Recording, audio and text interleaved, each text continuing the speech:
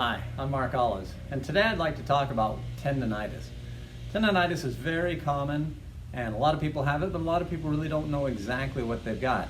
Interestingly enough, researchers and physicians alike, nobody even really knows the cause of tendonitis. But fundamentally, we do know what's happening. So fundamentally, you're just inflaming the tendon. And what the tendon is the tissue that connects the muscle to the bone. So it's all kind of one continuous unit between the muscle and the tendon. But the tendon is a specific portion of that structure. So I'm going to show you a model. So this would be the rotator cuff. This is actually the right shoulder. This would be the back of the body. It's not really important that there's a back and a front right now, but as you can see here, this is muscle, and then it transitions into this white structure, which is the tendon. So now the importance of this is red because it's got great blood supply. This is white because it has very little blood supply.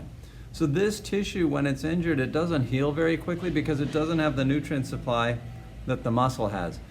So again, we don't really know what causes tendonitis, what causes this tissue to get irritated, but when it does get irritated, it's very hard and it's a slow process for it to heal up because it just does not have the building blocks available. When this does get irritated though, interestingly enough, it tends to not want to heal up. It enters what's called a steady state, to where it's irritated, but the body's not actually reacting like it normally would when there's an injury, and so it's not healing up. So these tissues will tend to just stay aggravated. So there is one simple thing that I do tell people that you can do that does help with tendonitis, and that is to get nutrients to that tissue. You can do that by doing very gentle exercise, because what you want to do is you want to just put a little stress and relaxation into that tissue. Why do you want to do that?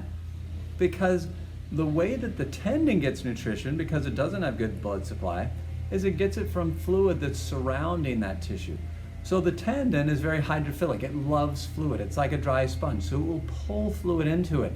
Now, if I just pulled fluid into it, but there was never any pushing out, I wouldn't be able to get rid of waste, and I wouldn't have a dynamic process or flow of nutrients in and out of the tissue.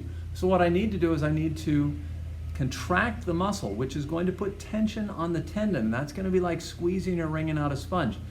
Fluid will then flow out of the tissue, then you relax it, comes back in. Now, if you have a knee problem, bicycle is fantastic for this. You get a little contraction, relaxation cycle going, you get tissue, or you get fluid moving in and out of the tissue. Rotator cuff, laying on your side and doing a very simple exercise like this is very good for getting fluid to come in and out of the tissue. But remember, weight is not important. We're not trying to strengthen with this particular activity. We're simply trying to get fluid moving in and out so we get a supply of nutrients to the tissue. If you do too much and you aggravate it and cause pain, then all you're simply doing is creating more inflammation, and that is what the definition of tendonitis is, inflammation of the tendon. So we're just contributing to the problem, we're not helping with the solution. So, even though we don't know what's causing tendonitis, this at least helps explain what's going on and what you can do to help get over your tendonitis. I hope this provides you some assistance. Thanks.